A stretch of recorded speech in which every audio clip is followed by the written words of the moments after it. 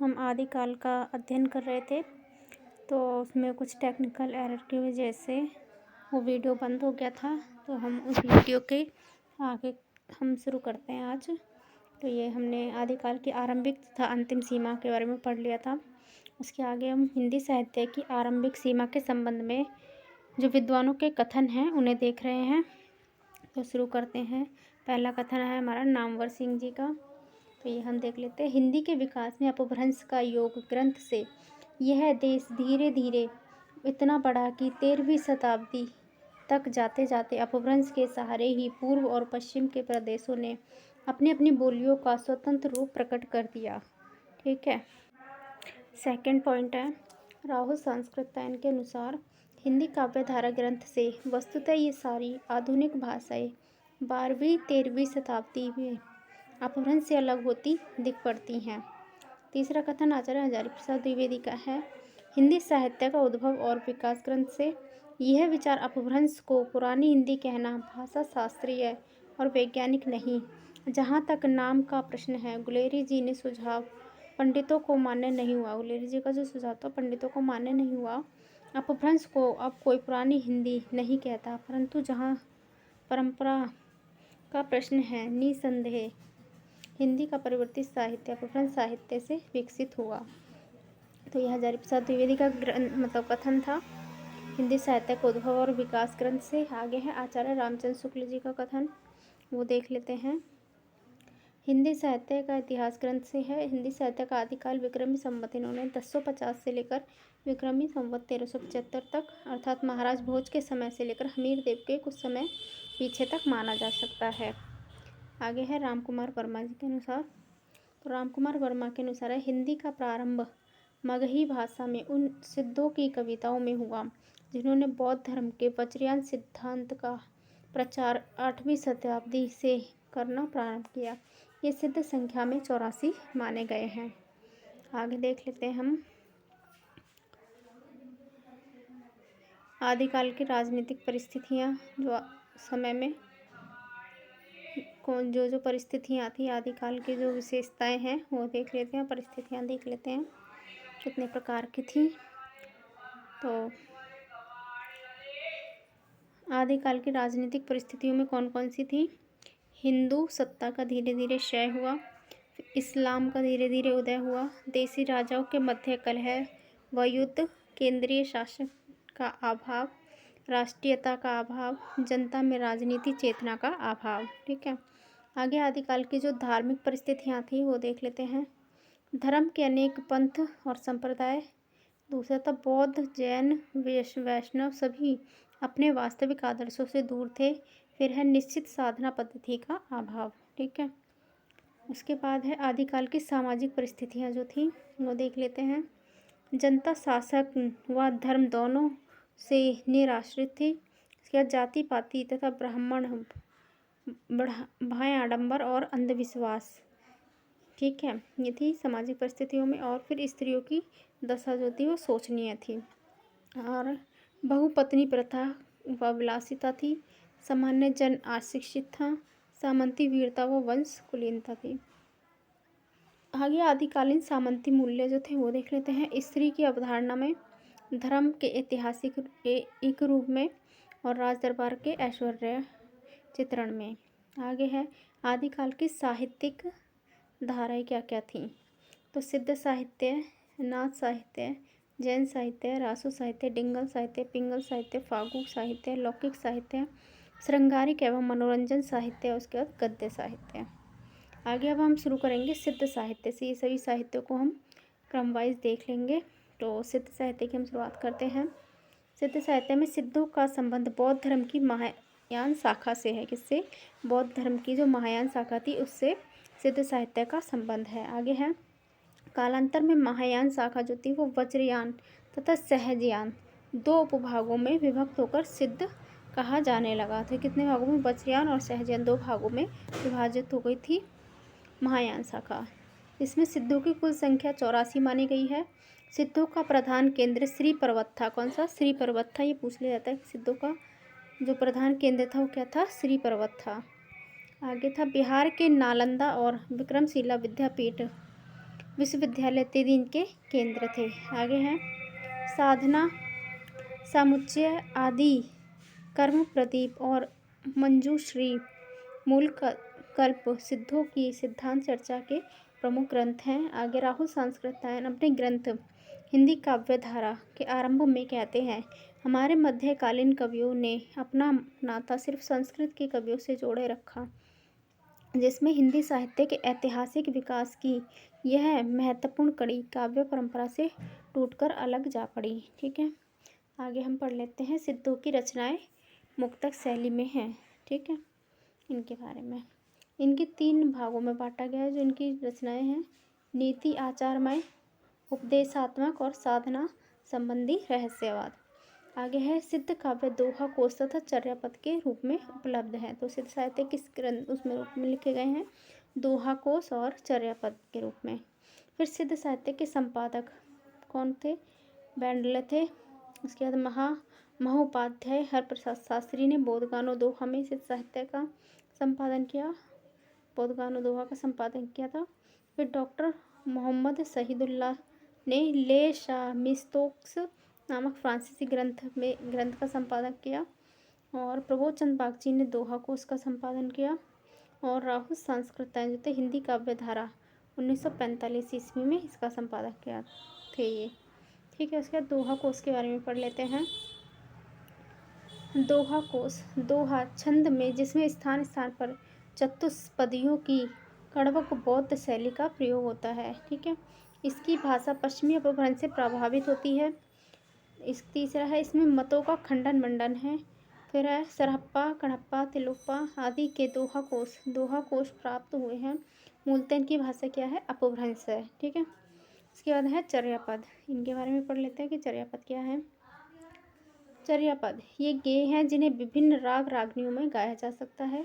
चर्या का अर्थ है चरित या दैनिकी कार्यक्रम, मतलब दैनिक कार्यक्रम जो होते हैं का व्यवहारिक रूप। इसके बाद है इनमें सिद्धों की मनः स्थिति प्रतीकों के द्वारा व्यक्त की गई है। आगे है चर्यापदों का संकलन मुनि दत्त ने किया, जिसकी भाषा पूर्वी अपभ्रंश है। आगे है 5वां पॉइंट, चर्यापदों में संध्या या संधा भाषा का प्रयोग हुआ है जो दृष्टिकूट में है और इनके दोहरे अर्थ हैं। मूलतः इनकी भाषा अवहट्ट है। दोहरे अर्थ होते हैं, जैसे सूरदास की साहित्य लहरी है वो भी दृष्टिकूट पदों में लिखी गई है, उसके भी दोहरे अर्थ हैं। इसी प्रकार से जो चर्यापद थे इनकी भाषा संध्या भाषा थी, संध्या या संध्या भाषा कहते हैं इसे, और ये भी दृष्टिकूट पदों में लिखी गई है, और इसकी जो चर्यापदों की भाषा क्या थी, अवहट्ट थी। इसके बाद है सिद्धों की रचनाओं में शांत तथा श्रृंगार रस का परिपाक हुआ। कौन से रस का, शांत और श्रृंगार रस का। प्रथम सिद्ध सरप्पा थे, ये सरप्पा माने जाते हैं, इनके और भी नाम लिखते हैं, सरोज वज्र और सरहप्पा से इनके कई नाम मिलते हैं। राहुल संस्कृतायन के अनुसार 84 सिद्धों के नाम तथा उनके वर्ण हैं। तो 84 सिद्धों के हमें याद करने की ज़रूरत नहीं है, इसमें जो इम्पोर्टेंट है उन्हें याद कर लो। एक और पढ़ लेते हैं अगर आप पढ़ना चाहते हो।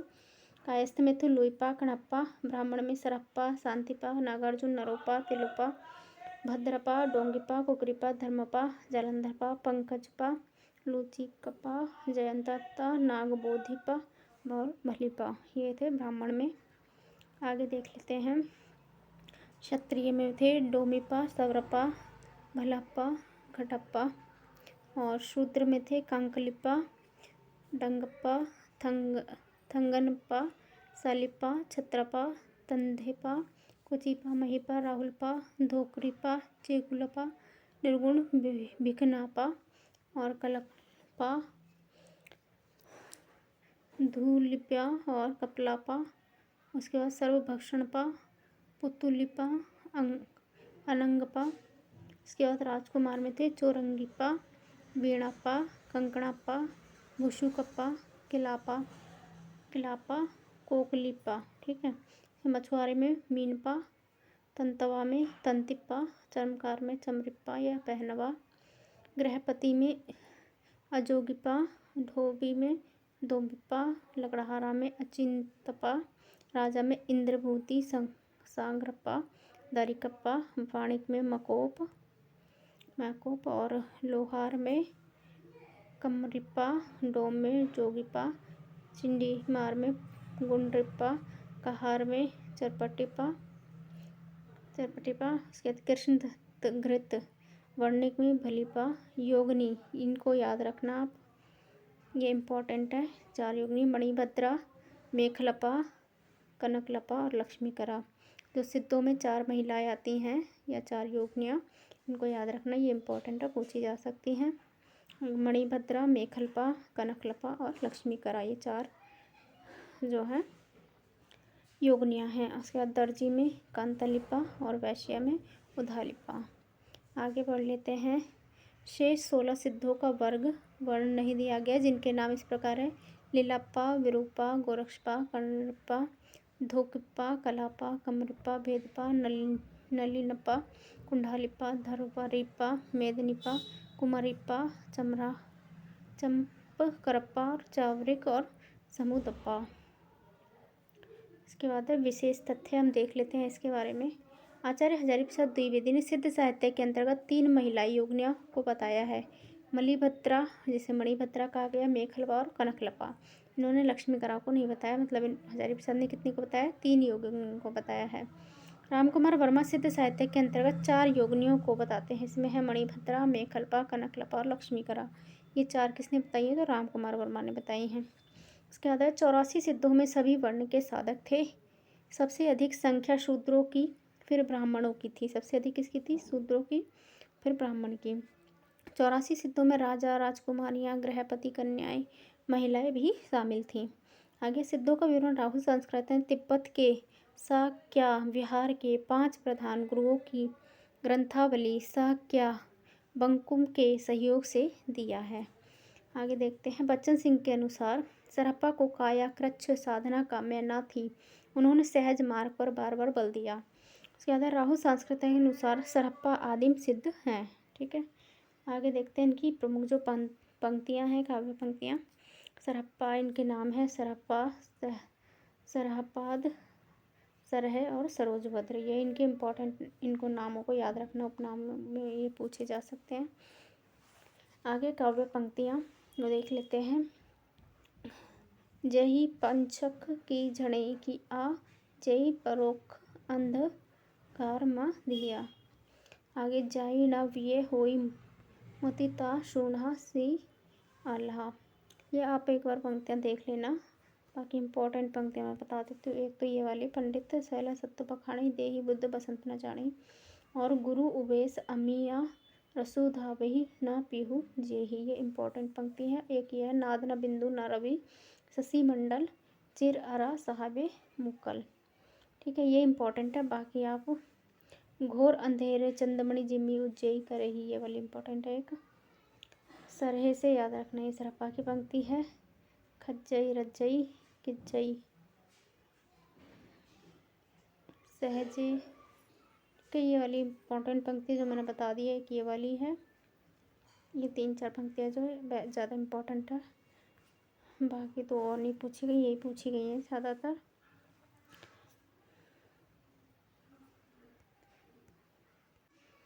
आगे देखते राहुल संस्कृत अध्ययन के अनुसार सरहप्पा की जो रचनाएं हैं उनको देख लेते हैं। सरहप्पा की रचना है कायकोश, अमृत वज्रगीति, चित्रकोश, अज वज्रगीति, डांकिनी गुहा वज्रगीति, दोहाकोश, उपदेश गीति, सरहपाद गीतिका, वसंतलिका, दोहाकोश इत्यादि। ठीक है, आगे देखते हैं। सरहप्पा की प्रथम सिद्ध तथा हिंदी के प्रथम कवि किसने माना है? राहुल सांस्कृत्याय ने। इनके नाम है सरोज वज्र, राहुल भद्र, सरोरु पाद, सरह, पद्य वज्र, सराज वज्र, सरोज भद्र इत्यादि इनके नाम हैं। निवास स्थान इनका नालंदा है। सहज ज्ञान के प्रवर्तक सरहप्पा माने जाते हैं, जबकि सहज धर्म का प्रवर्तक लुइपा को माना जाता है। ठीक है, तो सहज ज्ञान के प्रवर्तक कौन है? सरहप्पा, और सहज धर्म के आचार्य कौन है? तो लुइपा, ये याद रखना है। आगे सर्वाधिक चर्चित जो ग्रंथ है वो क्या है? दोहाकोश है। बौद्ध परंपरा में होने के कारण इन्हें राहुल भद्र तथा वज्रयानी होने के कारण इन्हें सरोज वज्र कहा गया है।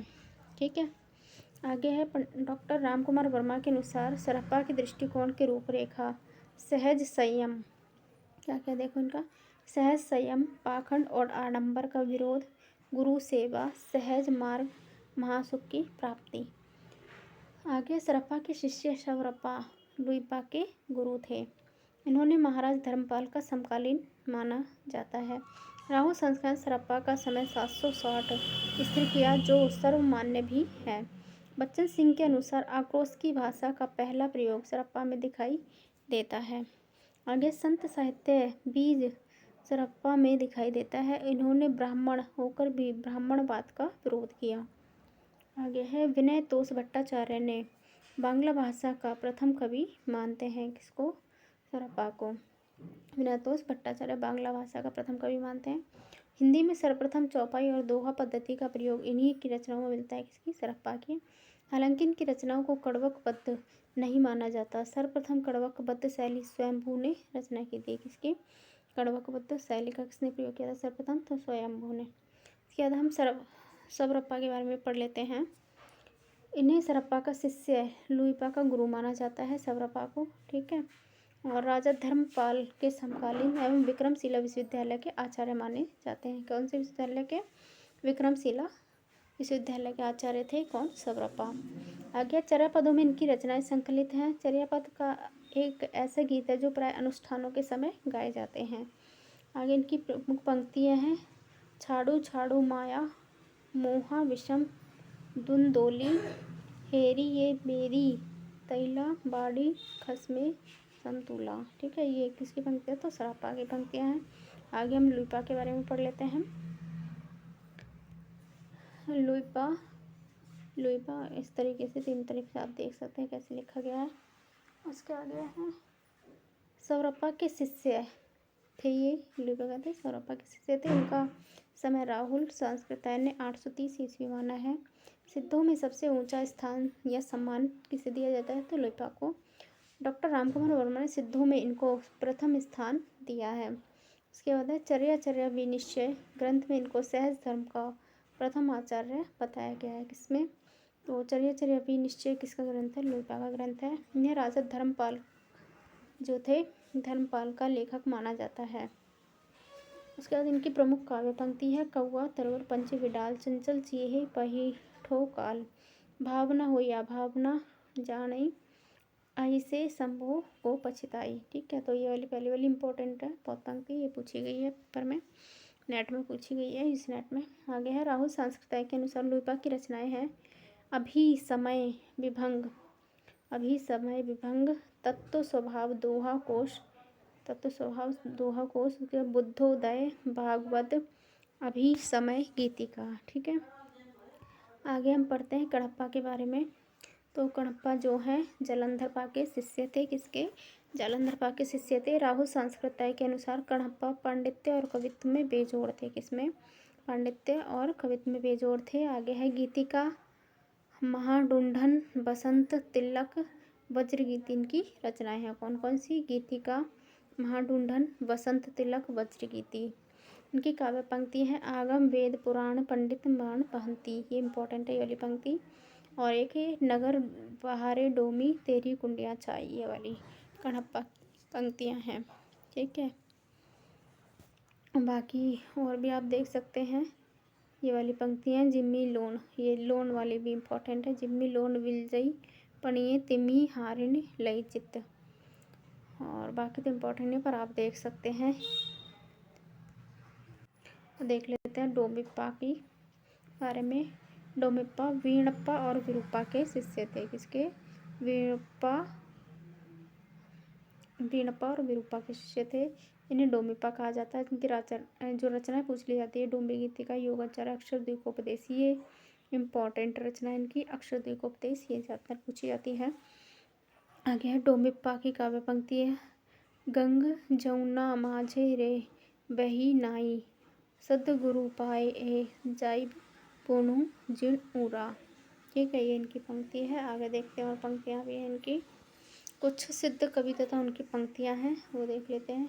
भूसुकप्पा डही जो पंच पाटन ई दिवी सा ठाटा कुकरिप्पा की ससुरी नींद गैल बहुड़ी जगाए, ठीक है। तांतिप्पा की बेग संसार बढ़ हिल जाए दुहिल दूध के बेटे सम आस।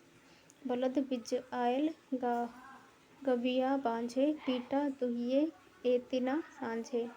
विरूपाकीय एक से सुंडनी दूही धरे, सांधा चिअण बाकला वारुणी बांधा। शांतिपाकीय तुला धुणी धुणी आंसू आंसू, आंसू धुणी धुणी निखर सेसु। तिलोपाकीय जिम्मी विष भखई विषही पलुता। गोरक्षपाकीय परतर पवन रह निरंतरी, महारस रीचे काय अभिंतरी। ऐसे इम्पोर्टेंट नहीं है, बाकी तो ये जो इम्पोर्टेंट थे वो ऊपर हमने देख ली थी। राहुल संस्कृतायन के बारे में देख लेते हैं। सहज गीत को भसुकप्पा की रचना बताते हैं। ठीक है, आगे है अमृत सिद्धि दोहा कोश, कर्म चंडलिका, विरूपा गीतिका, विरूप गीतिका इत्यादि को विरूपा की रचनाएं मानते हैं। राहुल संस्कृतायन। ठीक है, आगे देखते हैं। सिद्ध साहित्य से जुड़े हुए जो महत्वपूर्ण तथ्य हैं उन्हें देख लेते हैं। सिद्ध साहित्य में रहस्यवाद का बीज मिलता है। किसका रहस्यवाद का बीज मिलता है? कहाँ पे? सिद्ध साहित्य में। अगर डॉक्टर रामकुमार वर्मा ने गोरक्षपा को नाथ संप्रदाय का प्रवर्तक मानना चाहा, क्योंकि इन्होंने सिद्धों के संप्रदाय से वज्रयान की परंपरा में विशेष संशोधन करते हुए नवीन सिद्धांतों का प्रतिपादन किया। शांतिपा अपने पांडित्य के कारण कलिकाल सर्वज्ञ कहलाए। कौन? शांतिपा क्या कह रहे थे? कलिकाल सर्वज्ञ कहलाए थे पांडित्य के कारण। आगे सिद्ध कवियों के नामों में पा शब्द का जो जुड़ना था वो क्या था? आदर सूचक शब्द के लिए जोड़ा जाता था उनके नाम में पा। यह संध्या या संध्या भाषा मुनि दत्त एवं अद्वैय वज्र द्वारा दिया गया था। संध्या भाषा का नाम किसने दिया था? मुनि दत्त अद्वैय वज्र ने संध्या भाषा नाम दिया था। अब आचार्य रामचंद्र शुक्ल के अनुसार जो कथन है वो देख लेते हैं। सिद्धों की उद्धृत रचनाओं की भाषा देश भाषा मिश्रित अपभ्रंश या पुरानी हिंदी काव्य भाषा है। ठीक है, आगे बौद्ध धर्म विकृत होकर वज्रयान संप्रदाय के रूप में देश के पूर्वी भागों में बहुत दिनों से चला आ रहा था।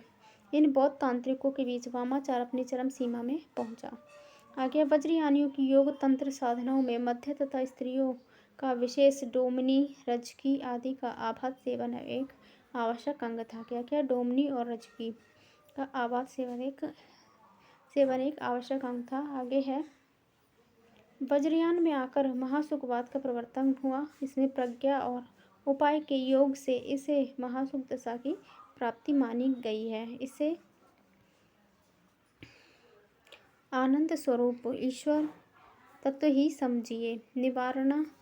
निर्वाणा जिसे कहते हैं कि 3 अवयव ठहराए गए हैं, शून्य, विज्ञान और महासुख। कौन कौन से निर्वाणा के जो 3 अवयव ठहराए गए वो देख लो। शून्य, विज्ञान और महासुख, ये 3 पूछे जा सकते हैं, ऑप्शन में आ सकते हैं कथन में।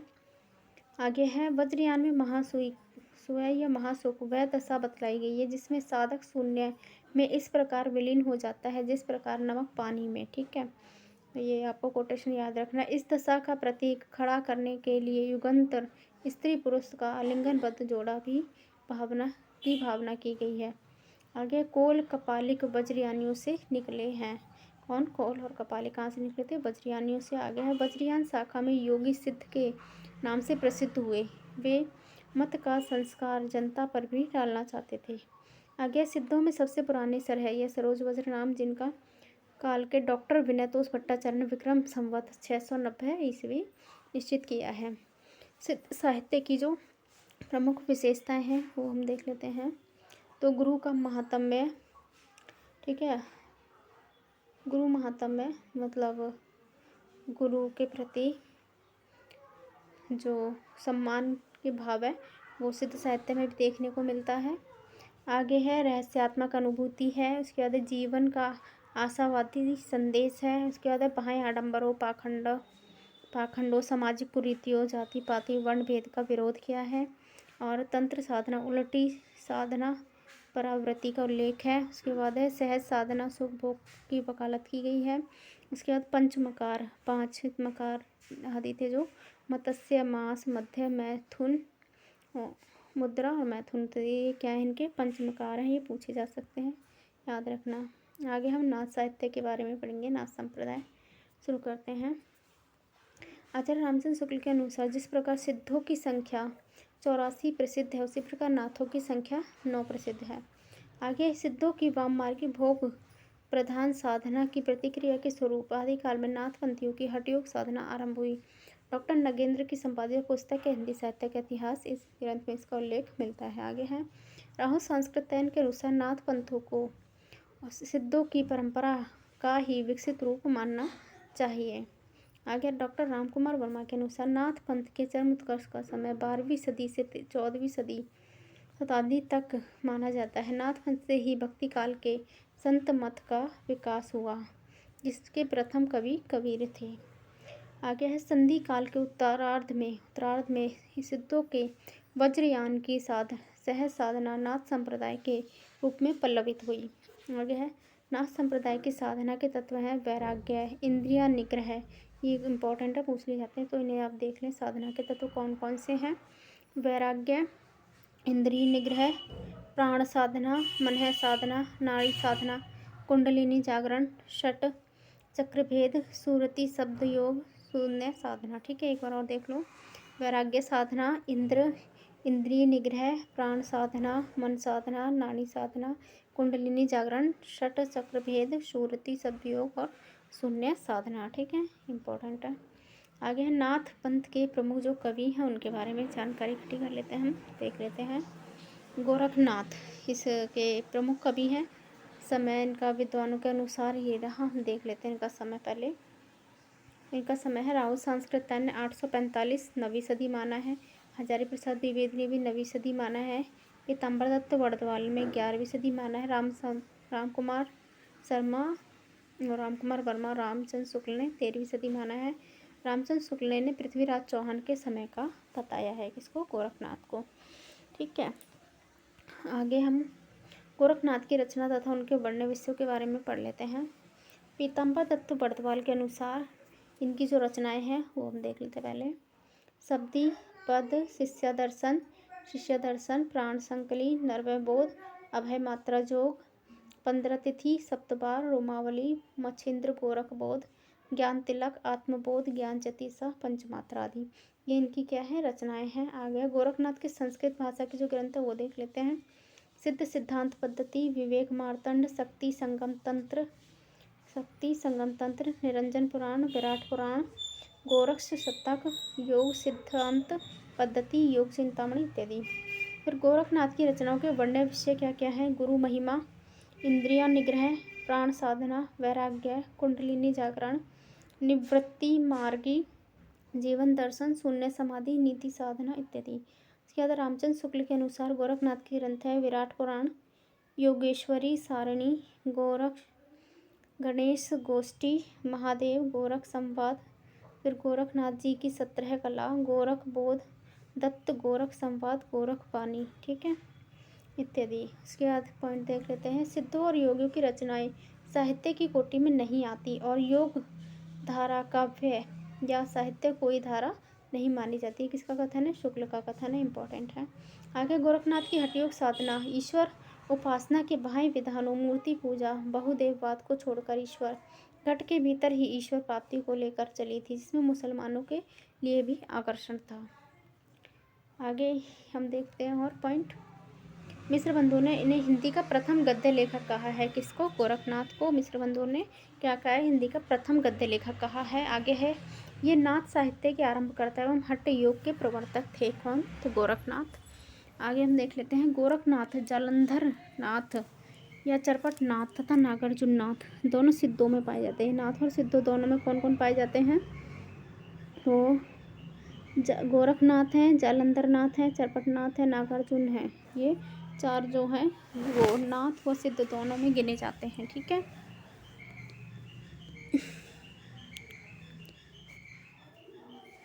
इन चारों को आप याद रखें। गो जा चना करके आप याद रखें। गो ज च ना, ठीक है, गो जा चना से आपको ये चारों याद रहेंगे। इसके बाद गोरखनाथ की रचनाओं का संकलन पीताम्बर दत्त बड़दवाल ने गोरखवाणी शीर्षक से किया। आगे हजारी प्रसाद द्विवेदी ने नागरिक प्रचारणी सभा काशी के सौजन्य नाथ सिद्धांतों की बानियां शीर्षक पुस्तक का संपादन किया। आगे हजारी प्रसाद द्विवेदी के अनुसार देख लेते हैं। वज्रयानी सिद्धों की पुस्तक जो थी रत्नाकर जोपम कथा के आधार पर राहुल संस्कृतैन में 9वीं शताब्दी का मानते हैं। आगे गोरखनाथ की भाषा सदुक्कड़ी है जो कि खड़ी बोली मिश्रित राजस्थानी है। इन्होंने पतंजलि के उच्च लक्ष्य ईश्वर प्राप्ति को लेकर हठ योग का प्रवर्तन किया। इसको पतंजलि का उपलक्ष्य क्या था? ईश्वर प्राप्ति को लेकर हठ योग का प्रवर्तन किया। आगे है हिंदी साहित्य में इन्होंने षट चक्रों वाला योग मार्ग का प्रवर्तन किया। आगे शंकराचार्य के बाद इतना प्रभावी और इतना महान पंडित भारतवर्ष में दूसरा नहीं हुआ। ये किसने कहा है? ये हरिप्रसाद द्विवेदी का कथन है, इंपॉर्टेंट है। इसके बाद इसी साहित्य की सबसे बड़ी कमजोरी इसका रूपाखान और गृहस्थ के प्रति अनादर भाव है। ये किसका है? हरिप्रसाद द्विवेदी कथन है। आगे है गोस्वामी तुलसीदास की उक्ति है, गोरख जगाए जोग भक्ति भगाए लोग। किसके बारे में बोला है? गोरखनाथ के बारे में बोला है तुलसीदास ने। आगे है कबीर की उक्ति है, सिंध चौरसिही मैया मही खेला, नवे नाथ सूरज अरु चंदा। ठीक है, ये कबीर की उक्ति है सिद्ध और नाथों के बारे में। आगे है जीवन को अधिक से अधिक संयम और सदाचार के अनुशासन में रखकर आध्यात्मिक अनुभूतियों के लिए सहज मार्ग की व्यवस्था करने की शक्तिशाली प्रयोग किसने किया था? गोरखनाथ ने किया था। आगे 9 नाथों के नाम हैं। गोरख सिद्धांत संग्रह के अनुसार जो हैं नागार्जुन, हरिश्चंद्र, भीमनाथ, चरपटनाथ, मल्लिकार्जुन, जड़भरत, सत्यनाथ, गोरखनाथ और जालंधरनाथ। और डॉक्टर रामकुमार वर्मा के अनुसार जो है वो देखते हैं आदिनाथ, गोरखनाथ, चरपटनाथ, ज्वलंधरनाथ, गोपीचंद, मतेंद्रनाथ, गृहिणीनाथ, चौरंगीनाथ और बृहत्रनाथ। ये किसके अनुसार है? तो रामकुमार वर्मा के अनुसार हैं। आगे हम देखते हैं डॉक्टर जो आचार्य हरिप्रसाद द्विवेदी के अनुसार नाथ पंथ या नाथ संप्रदाय के सिद्ध मार्ग, योग संप्रदाय, अवधूत मत, अवधूत संप्रदाय के नाम से प्रसिद्ध है और ये इंपॉर्टेंट है। आगे रामचंद्र शुक्ल के अनुसार गोरखनाथ के नाथ पंथ का मूल बौद्ध की वज्रयन शाखा के 84 सिद्धों में गोरखनाथ और गोरक्षपा भी गिने जाते हैं। स्पष्ट उन्होंने अपना मार्ग अलग कर लिया। आदिनाथ के 2 शिष्य थे, मतेंद्रनाथ और जालंधरनाथ। दोनों अलग अलग शिष्य परंपराएं हैं। कौन कौन थे? आदिनाथ के 2 शिष्य मतेंद्रनाथ और जालंधरनाथ। तो गोरखनाथी संप्रदाय, इसमें कौन कौन है? संतनाथी, धर्मनाथी, रामपंथ। ठीक है, तो इसमें और गोरखनाथी संप्रदाय में फिर आ जाते हैं हमारे नटेश्वरी, कपिलानी, बैरागी, मीननाथी, आदुपंथ, पागलपंथ, धज्जपंथ, कान्हड़, गंगानाथी। ठीक है, आगे नाथ पंथ की जो विशेषताएं हैं वो देख लेते हैं हम। भाषा इनकी पुरानी हिंदी जनभाषा जो अपभ्रंश से प्रभावित भी है। विद्वानों के अनुसार इसकी भाषा अपभ्रंश प्रभावित सदुक्कड़ी है। काव्य रूप साखियों एवं पदों में उलटवासी है। साखियों एवं पदों में क्या है? उलटवासी इनके काव्य रूप है। काव्य विचार हैं नीति, आचार, संयम, योग संबंध, हठ योग और कौल मार्ग। उसके बाद गुरु के महत्व की प्रतिष्ठा है। अवधूत मत, अवधूत संप्रदाय, योग मार्ग इत्यादि इनके नाथ पंथ के ही हैं। आगे पाखंड का विरोध, जाति पाति, तीर्थाटन, कर्म कांड का विरोध, अंत साधना पर जोर, षट चक्र साधना, अनहाद नाद, ब्रह्मरंध्र, सुख भोग की सख्त विरोध थे। जबकि जो सिद्ध थे वो इसके मतलब विरोधी नहीं थे, सहयोग थे। आगे इंद्रिय दमन पर जोर, नारी से दूर रहने की सलाह किसमें थी? नाथ संप्रदाय में। ईश्वरवाद की स्वीकृति, नाथों में ईश्वरवाद को स्वीकार किया गया है जबकि जो सिद्ध थे वो निरीश्वरवादी थे। शून्य साधना पर बल। और आगे है निवृत्ति, ज्ञान, योग, वैराग्य भावना, प्राण साधना, मन साधना, नाड़ी साधना, कुंडलिनी, इंगला, ईड़ा, पिंगला, सुषुम्ना नाड़ी की साधना। गोरखनाथ की प्रमुख जो काव्य पंक्तियाँ वो देख लेते हैं। खाए भी मरिए, अनखाए भी मरिए। आगे अवधूत रहिए, हाटे बाटे, रूप बिरख की छाया, जोई जोई पिंडे सोई ब्रह्मंडे, अवधू मन चंगा तो कटौती में गंगा। किसके हैं? ये सब गोरखनाथ की पंक्तियां हैं। 9 लख पातरी, आगे नाचे पीछे सहज अखाड़ा, गे सोवत अवधू, जीवत मुहुआ, बोलत अवधू, प्यंजारा सुवा। ठीक है, आगे हम देखते हैं और पंक्तियां हैं ये। दुबध्यो मेटी सहज में रहो, अभी अंतर की त्याजो माया, बैठा अवधू लोकी फूटी चलता अवधु पवन की मुठी। आगे है पूजा पाठ जपे जिनि जापा, जोग मही बिठापे आपा। स्वामी तुम्ही गुरु गोसाही अमह, जो शिव शब्द एक बुझीपा। गुरु कीजे गहिला, निगुरा न रहिला। आगे है दसे सहज 21 जप, अनहद उपजय अपही आपा। आगे हबकी न बोली भी ठबकी न चली, वे धीरे धरी बपाऊँ। ये इंपॉर्टेंट पंक्ति है। यंदरी का लड़ बड़ा, जिम्भा का फुहड़ा। आगे चारी पहिर अलिंगन निद्रा, संसार जई विषादाधि। भोगिया सूत अजहु न जागे, भोग न हिरे रोग अभागे। बस्ती न शून्यो शून्यो, न बस्ती आगम अगोचर ऐसा। आगे आसन वैष्णव पवन निरोधिवा, धान मन सब धंधा। फिर है हसीवा से लीवा रहीबा, रंग काम क्रोध न करीबा संग। आगे सहजशील का धीर शरीर, जो सो गिरही गंगा का नीर। आगे यहूँ मन शक्ति यह मनु शिव, यहूँ मनु 5 तत्व का जीव। आगे अंजन माही निरंजन भेट्या, तिल मुख भेट्या तेल। आगे राजस्थान की जनश्रुति के अनुसार गोरखनाथ के अन्य नाम गुक्कू, कुंकू, गूग, जहर पीर। जहर पीर किसको बोला गया है? राजस्थान में गोरखनाथ को बोला गया है। और बागर पीर भी।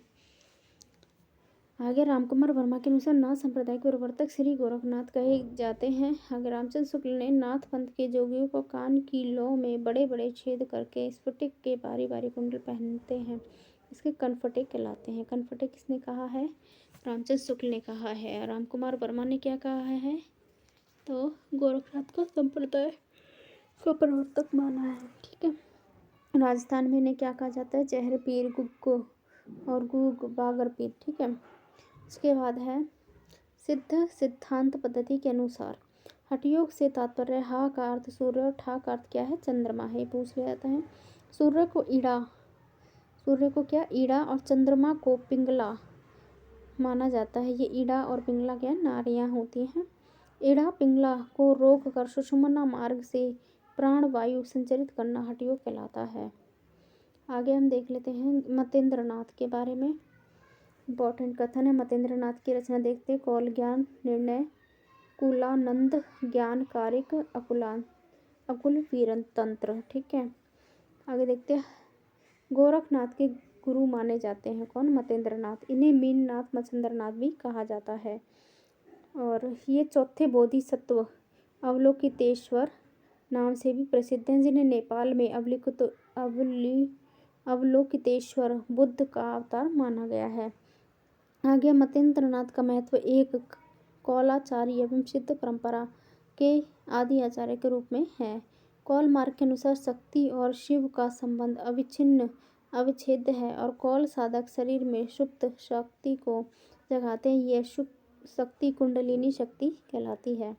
आगे हजारी प्रसाद द्विवेदी ने इन्हीं के पदों का संकलन नाथ सिद्धों की बानियां शीर्षक से किया है। और पद्मावती से उत्पन्न इनके 2 पुत्र पारसनाथ तथा नेमिनाथ जैन तीर्थंकर बने। किसके? मतेंद्रनाथ के।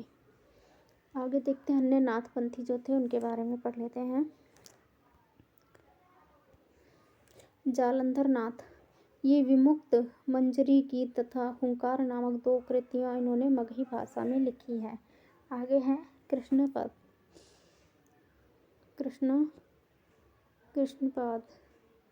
इनके बारे में पढ़ लेते हैं। ये जालंधर नाथ के शिष्य कहनापाद, गीतिका, वसंत तिलक, असंबंध दृष्टि, वज्र गीति इत्यादि इनकी रचनाएं हैं जो मगही भाषा में हैं। ठीक है। याद है नागार्जुन है जो कि रसायनविद कहा जाता है इन्हें, या रहस्यादि रासायनिक कहा जाता है कभी इसमें सिद्धों में। और आगे है ज्वलेंद्रनाथ नाथों में। ठीक है। गोपीचंद के गुरु हैं। गोपीचंद कौन है? इन लोकगीतों के माध्यम से नाथ संप्रदाय का प्रचार किया। आगे हैं भर्तृहरिनाथ जो थे, इन्हें भरथरी भी कहते हैं। लोकगीत शैली अपनाई इन्होंने। याद है चौरंगीनाथ गोरखनाथ के शिष्य तथा चौरंगीनाथ नाम से प्रसिद्ध थे। और थे गृहिणीनाथ जो गोरखनाथ के शिष्य थे। इन्हें नैनीनाथ भी कहा जाता है और थे चरपटनाथ। इन्हें कुछ स्रोतों में बालनाथ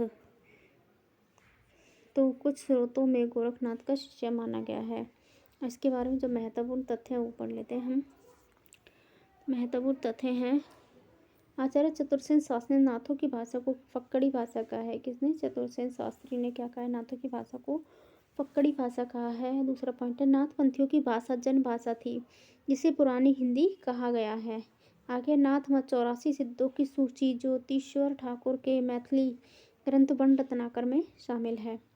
आचार्य रामचंद्र शुक्ल के अनुसार नाथ पंथ जोगियों की भाषा में परंपरागत नागर अपभ्रंश या वज्र के स्थान पर सदुकड़ी भाषा का सहारा लिया गया है, जिसका ढांचा कुछ खड़ी बोली लिए राजस्थानी है। काफिर बोध नाथ पंथ की देश भाषा में रचित पुस्तक है। जैन साहित्य के बारे में पढ़ेंगे अब हम, तो इसकी विशेषता देख लेते हैं। पहले, अधिकांश गुजरात, राजस्थान एवं दक्षिणी भारत में लिखा गया था। आदिकाल की सबसे प्रामाणिक धारा जिसमें इतिहास भी सुरक्षित है, कौन सी है? जैन साहित्य। पूछ लिया जाता है प्रामाणिक साहित्य कौन सा है आदिकाल का, तो जैन साहित्य हमारा प्रामाणिक साहित्य आदिकाल का। आगे, मोतीलाल मेनारे ने अपने ग्रंथ राजस्थानी भाषा और साहित्य में अनेक जैन लेखक कवियों का उल्लेख किया है। आगे, जैन साहित्य में पुराण काव्य, चरित काव्य, कथा काव्य, रास काव्य, रहस्यवादी काव्य लिखे गए, जिससे व्याकरण ग्रंथ भी मिलते हैं। कौन कौन से? पुराण काव्य, चरित काव्य, कथा काव्य, रास काव्य, रहस्यवादी काव्य और व्याकरण ग्रंथ मिलते हैं।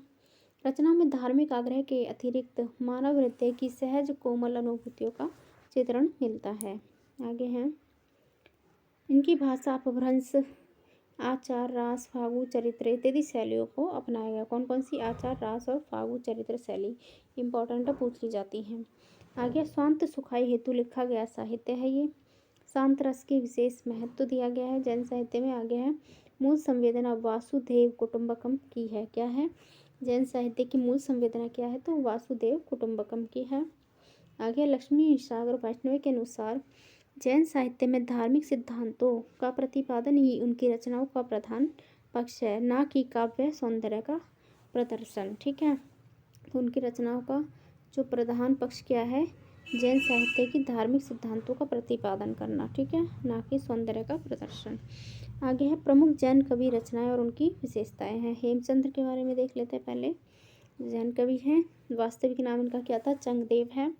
जन्म इनका रामकुमार वर्मा के अनुसार संवत 1145 माना जाता है। बच्चन सिंह ने के समर्थन में अर्थात 1088 ईस्वी मानते हैं। आचार्य रामचंद्र शुक्ल विक्रमी संवत 1150 1093 ईस्वी मानते हैं। कुछ अन्य स्रोतों में 1085 ईस्वी माना गया है। ये गुजरात के सोलंकी राजा सिद्धराज जय सिंह के सम्मानित पंडित तथा इनके भतीजे कुमारपाल के सभा पंडित थे। हेमचंद्र, ठीक है, किसके? जय सिंह के सम्मानित पंडित, और इनके जो भतीजे थे कुमारपाल उसके सभा पंडित थे। आगे, इन्हें प्राकृत का पाणिनि कहा जाता है। ये इंपॉर्टेंट याद रखना है, प्राकृत का पाणिनि किसे कहा जाता है? हेमचंद्र को। आगे, संस्कृत, प्राकृत और अपभ्रंश के विद्वान थे। कौन कौन? संस्कृत, प्राकृत और अपभ्रंश। इनके ग्रंथ है सिद्ध हेम शब्दानुशासन, इंपॉर्टेंट ग्रंथ पूछे जाते हैं। देसी नाम वाला, छंदानुशासन, कुमारपाल चरित, योग शास्त्र। ठीक है, आगे है, रामचंद्र शुक्ल के अनुसार हेमचंद्र ने अपने व्याकरण के उदाहरणों के लिए भट्टी के समान एक द्विआश्रय काव्य की भी रचना की थी, जिसके अंतर्गत कुमारपाल चरित नामक एक प्राकृत काव्य है। इस काव्य में अपभ्रंश के पद्य रखे गए हैं। ये द्विआश्रय ग्रंथ की रचना किसने की थी? तो हेमचंद्र ने, याद रखना इंपॉर्टेंट है। आगे, हेमचंद की प्रमुख पंक्तियां जो हैं वो देख लेते हैं, इंपॉर्टेंट है, पूछ जाती है। पहली पंक्ति इंपॉर्टेंट है, भल्ला हुआ जो मारिया बहिनी मारा कंतु, जय जय सो न आवही दुई हाउ काही आहू महू तुझऊ, जे मणु दिग्गण दिआहण दइये पव सतेण, पिया संगमी कहु नितड़ी पिहो परख्यो केव, सिर जर खड़ी लुआड़ी गई मणिया ना बीस। इनकी पंक्ति वैसे पहली वाली वेरी इंपॉर्टेंट है, बाकी आप देख सकते हैं अपने आप ये पंक्तियाँ जो है। तो हम आगे पढ़ते हैं, इसकी स्वयंभू के बारे में पढ़ लेते हैं। स्वयंभू उपाधि इनको जो मिली थी वो है कविराज, चक्रवर्ती, छंदस और चूड़ामणि। आगे है ग्रंथ है पौंचर्यु, रामायण, रिठ्ठनेमी चर्यु। ठीक है। आगे हरिवंश पुराण, स्वयंभू छंद। आगे हैं इनके जो पुत्र थे त्रिभुवन ने पूरा किया था, जो राम कथा पर आधारित है। इन्हें जैनी रामायण कहा जाता है। इसमें कुल 5 कांड हैं। ठीक है। तो स्वयंभू ने राम तथा कृष्ण दोनों पर काव्य विषय बनाया है। किसको? राम और वैसे तो राम भक्त कहा जाता है, लेकिन उन्होंने कृष्ण और राम दोनों को काव्य का विषय बनाया है। पौंचर्यु में राम काव्य है और रिठ्ठनेमी चर्यु जो हरिवंश पुराण उसमें कृष्ण काव्य है। इन्होंने पौंचर्यु में वर्णित किया है कि सीता की अग्नि परीक्षा लंका में नहीं, अयोध्या में हुई। उसके आगे हैं इन्हें अपभ्रंश का वाल्मीकि कहा जाता है और भयाणी ने अपभ्रंश का कालिदास कहते हैं। इन्हें स्वयं को कवि कहा है। आगे डॉक्टर रामकुमार वर्मा हिंदी का प्रथम कवि मानते हैं। इन्हें अपभ्रंश का प्रथम कवि माना जाता है। इनके ग्रंथ पौंचर्यु को अपभ्रंश का आदि महाकाव्य कहा जाता है। आगे देख लेते हैं। स्वयंभू ने अपनी भाषा को क्या कहा है? देश भाषा कहा है। ठीक है। शंभू ने अपनी भाषा को क्या कहा है? देश भाषा कहा है। और गमे मल्ला भाषा सामान्य जनभाषा भी कहा है। जिस प्रकार चौपाई लिखने में तुलसीदास प्रसिद्ध रहे, उसी प्रकार स्वयंभू में चौमुखी या चतुर्मुख को पद्धतियों का राजा बताया गया था। किसको? चतुर्मुख पद्धतियों का राजा बताया गया है। पौंचर्यु को अपभ्रंश की प्रथम कड़वक पद्य रचना कहते हैं। राहो संस्कृत का इनका समय 790 ईस्वी मानते हैं। आगे हम पुष्पदंत के बारे में पढ़ लेते हैं। पुष्पदंत जो कि 10वीं सदी के हैं। डॉक्टर भयाणी ने इन्हें अपभ्रंश का क्या कहा है? भभूति कहा है। ठीक है। किसने? डॉक्टर भयाणी ने। रचना इनकी जसहर चर्यु है, यशोधर चरित्र से कहा गया है। 63 महापुरुषों गुणालंकार, 63 महापुरुष गुणालंकार है। आगे नागकुमार चर्यु, नागकुमार चरित्र। आगे शिव सिंह सेंगर ने भाषा की जड़ कहा है। ठीक है। भाषा की जड़ या भाषा की जड़ एवं अपभ्रंश का भभूति इन्हें कहा जाता है। महापुराण कृत इनका कारण इन्हें अपभ्रंश का वेद व्यास भी कहा जाता है। ये अपने को अभिमान मेरु सुमेरु कहते थे। इन्होंने अपने आप को ये उपाधियाँ दी थी अभिमान मेरु की। इन्होंने राम की माता का नाम सुबला तथा लक्ष्मण को कैकेयी का पुत्र माना है। ठीक है। आगे देखते हैं हम आचार्य देवसेन के बारे में। ये दिगंबर संप्रदाय के आचार्य थे। किसके? दिगंबर के। एक होते हैं दिगंबर में श्वेतांबर और एक होते हैं दिगंबर। ठीक है। 2 प्रकार के होते हैं। तो देवसेन कौन से थे? ये दिगंबर थे। इनके ग्रंथ है दर्शन सार, तत्व सार, भाव संग्रह, नय चक्र, सवाई धम्म दोहा, श्रावकाचार। इनकी इंपॉर्टेंट रचना। इसका ईस्वीसन 933 में इसकी रचना हुई थी श्रावकाचार की। ठीक है। पहली रचना मानी जाती है। इनके शिष्य माइल धवल ने, जिन्होंने दब साहपयास द्रव्य स्वभाव प्रकाश ग्रंथ की रचना की। इस ग्रंथ को बृहद नय चक्र तथा देवसेन रचित नम चक्र को लघु नय चक्र कहते हैं। श्रावकाचार ग्रंथ इन्होंने श्रावक एवं गृहस्थ धर्म का वर्णन किया है। सोमप्रभ शुरू के बारे में देख लेते हैं। इन्होंने कुमारपाल प्रतिबोध नामक ग्रंथ की गद्य पद्य में लिखा, जो कि संस्कृत प्राकृत काव्य है। यह ग्रंथ अधिकांशतः प्राकृत में है, किंतु बीच बीच में संस्कृत श्लोकों और अपभ्रंश के दोहे आते हैं। इनकी जो प्रमुख पंक्तियां हैं काव्य वो हैं रावण जही दिग्गई दह मुँह एक सरीरु पिया हाउ थक्की सयालु दिन। वैसे इम्पोर्टेंट लग रही नहीं है, पर आप देख लेना। अन्य महत्वपूर्ण जैन कवि जो हैं उनके बारे में देख लेते हैं। मेरुतुंग, इनकी मूल वासती अपभ्रंश। इनकी रचना है प्रबंध चिंतामणि। आगे ये विशेषता है संस्कृत भाषा में, जिसमें सिद्धराज जय सिंह, कुमारपाल, हेमचंद्र इत्यादि का चरित्र आख्यान है। किसमें? प्रबंध चिंतामणि में। आगे धनपाल, इनकी इंपॉर्टेंट रचना भविष्यत कहा से भविष्यत पद या भविष्य दत्त कथा कहा जाता है। इसे तिलक कंजरी भी है। और यह लौकिक चरित्र काव्य है, अपभ्रंश ग्रंथ है। राम सिंह का पाहुड़ दोहा इम्पॉर्टेंट है, दोहों का उपहार है, जो इंदु की परमात्मा प्रकाश मुक्तक काव्य है। कैसा है? जंतु का प्रमाण प्रकाश मुक्तक काव्य है। शालिभद्र सूर्य का भारतेश्वरी बाहुबली रास। मुनि जिन विजय ने इस ग्रंथ को जैन साहित्य की रास परंपरा का प्रथम ग्रंथ माना है। किसको? भारतेश्वरी बाहुबली रास को। आशुक की चंदनवाला रास जीवदया रास है, करुण रस युक्त है। आशुक की जो चंदनवाला रास और जीवदया रास है, कौन से करुण रस की युक्त है? तो करुण रस युक्त है। चिन्ह धर्म सूरी स्तुरी भद्र रास। विजय सेन सूरी की रेवंतगिरी रास है। ये डॉक्टर राम कुमार वर्मा इसका समय 1288 बक्रमी संवत मानते हैं। आगे सुमति गणी इसका नेमिनाथ रास है। भाषा फ्रेंच प्रभावित राजस्थानी है। सारंगधर पद्धति इनकी रचना है।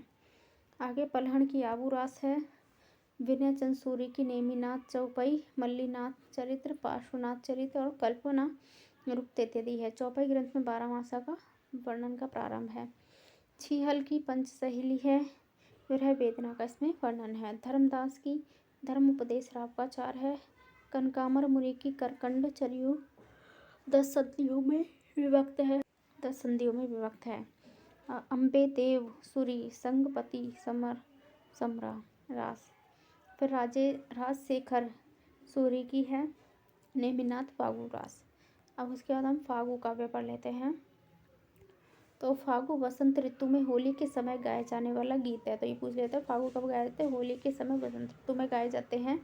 सर्वाधिक प्राचीन फागु लिखने वाले जो जैन कवि थे जिन चंद सूरी फागु हैं। बसंत विलास जैनेतर फागु काव्य है, इसकी रचना अज्ञात है। रचनाकार जो है अज्ञात हैं। किसके? बसंत विलास के। रासो काव्य या रासो साहित्य के बारे में देख लेते हैं।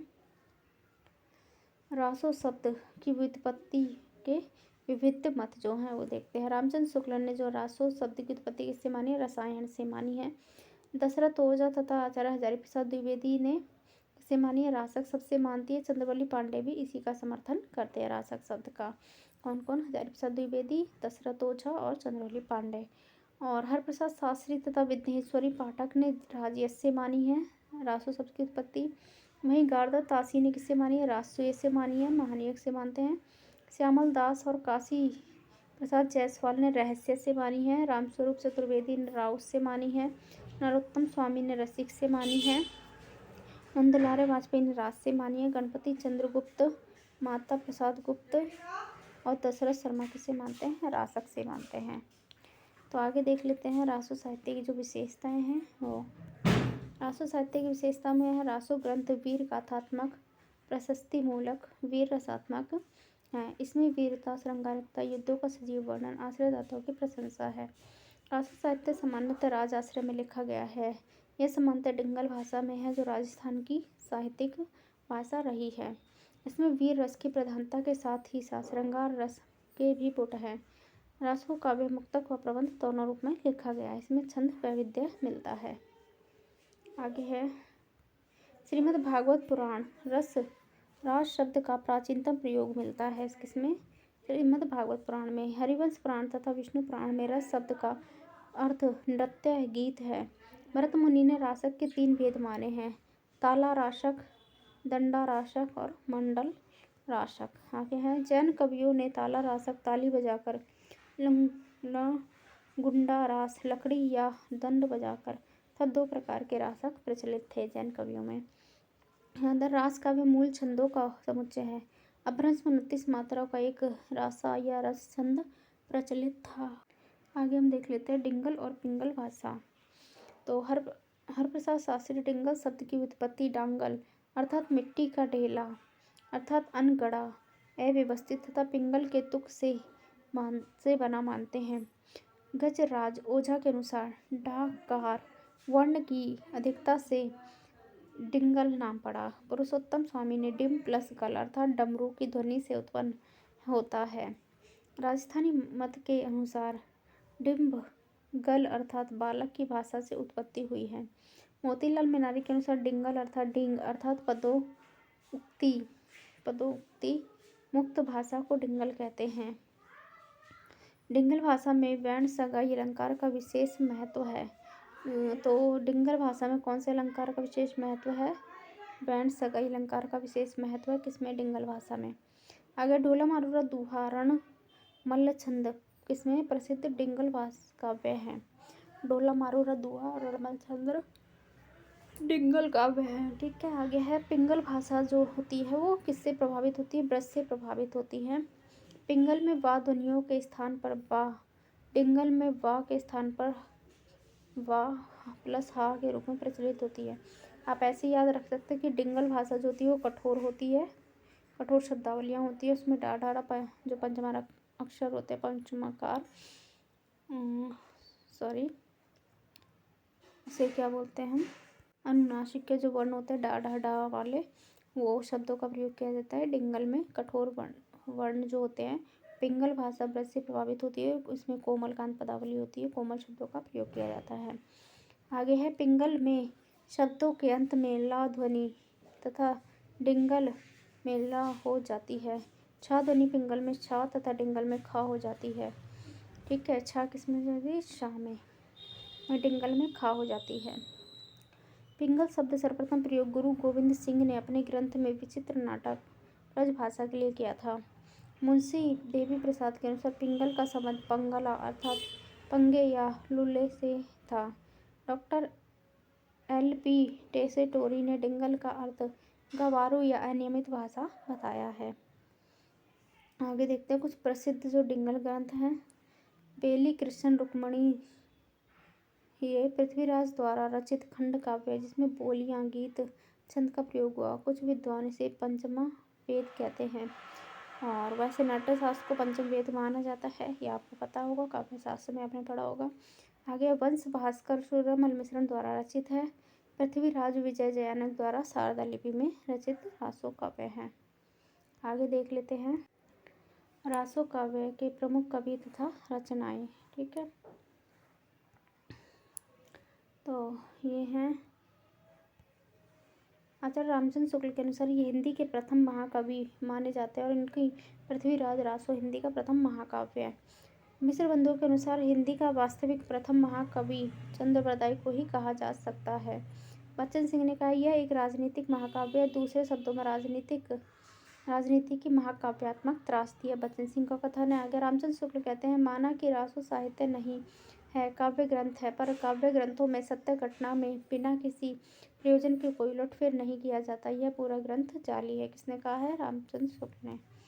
हजारी प्रसाद द्विवेदी के अनुसार कथा की परीक्षा इतिहास की दृष्टि से नहीं, काव्य की दृष्टि से होनी चाहिए। इंपॉर्टेंट कथन है ये सब, आप जरूर देखें। पुरानी कथाएं काव्य ही अधिक हैं, इतिहास वे एकदम नहीं। इसकी रचना शुक सुकी संवाद में की गई, इसने बोला हजारी प्रसाद ने। आगे सर्वप्रथम डॉक्टर बुलर महोदय ने 1875 ईस्वी में जयानक कृत पृथ्वीराज विजय संस्कृत भाषा के आधार पृथ्वीराज रासो को अप्रमाणिक घोषित किया है। किसने? बुलर ने। रामस्वरूप चतुर्वेदी का ग्रंथ कथन है पृथ्वीराज राउस हिंदी की अपनी महाकाव्य परंपरा की बड़ी उपयुक्त प्रस्तावना रही है। उसके बाद है पृथ्वीराज रासो के बिखरे रूप को लघु संस्करण चंद्र सिंह ने संकलित किया, जबकि इसके बृहद संस्करण का संकलन कक्का कवि ने किया। पृथ्वीराज रासो लगभग 2500 पृष्ठों का बृहद ग्रंथ महाकाव्य है, जिसमें कुल 69 समय है या सर्ग हैं। इसका सबसे बड़ा सर्ग जो है कन्नौज युद्ध है, जो कि इसकी मूल कथा भी है। उसके बाद पृथ्वीराज रासो की भाषा के संबंध में विविध मत है, वो देख लेते हैं।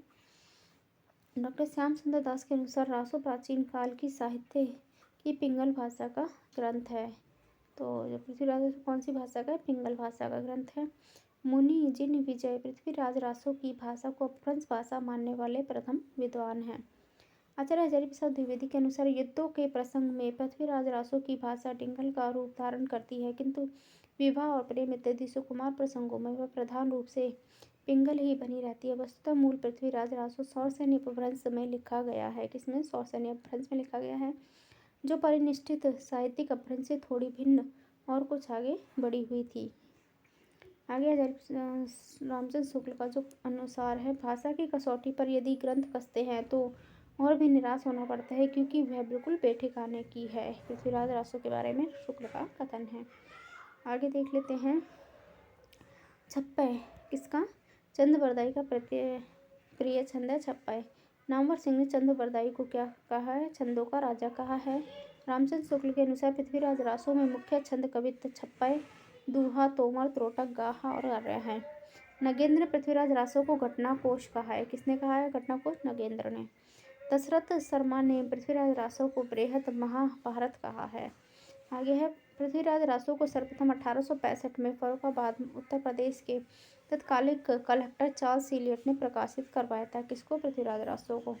और परमाल रासो को भी इन्होंने करवाया था, परमाल राम हाथ से।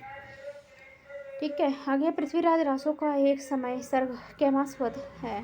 ठीक है, पृथ्वीराज रासो की प्रमाणिकता के ऊपर क्वेश्चन आता है, वो देख लेते हैं। प्रमाणिक मानने वाले में मिश्र बंधु, श्याम सुंदर दास, कर्नल टॉड, मोहनलाल विष्णुलाल पंड्या इत्यादि। और अप्रमाणिक मानने वाले में हैं डॉक्टर फूलर, रामचंद्र शुक्ल, मुंशी देवी प्रसाद, कबीरा श्यामल दास, गौरीशंकर हीराचंद ओझा। अर्ध प्रमाणिक मानने वाले में मुनि जिन विजय, आचार्य हजारीप्रसाद द्विवेदी, सुनीति कुमार चटर्जी, दशरथ ओझा इत्यादि। ठीक है, पृथ्वीराज रासो के चर्चित समय व सर्ग हैं, वो देख लेते हैं। प्रथम समय सर्ग है आदि पर्व या पर्व। तृतीय समय सर्ग है दिल्ली की किल्ली कथा। चतुर्थ सर्ग में लोहाना आजन बाहु। 32वां सर्ग है करहरा युद्ध, करह रो युद्ध प्रस्ताव। 33वां सर्ग इंद्रावती ब्याह प्रस्ताव। 43वां सर्ग है कैमास युद्ध। कौन सा? 43 भाई याद रखना, कैमास वध है 43वां सर्ग। 57वां सर्ग है कैमास वध। और 69वां सर्ग है महोबा युद्ध प्रस्ताव। उसके बाद पृथ्वीराज रासो को समय सर्ग को विभाजित किया गया है, वो देख लेते हैं। रचना काल आचार्य रामचंद्र शुक्ल के अनुसार विक्रम संवत 1212, हजारीप्रसाद द्विवेदी व मोतीलाल मेनारिया के अनुसार 1545 से 1560 ईस्वी के बीच, डॉक्टर रामकुमार वर्मा के अनुसार विक्रमी संवत 1058 माना गया है। मिश्र बंधुओं के अनुसार विक्रमी संवत 1220। आगे हैं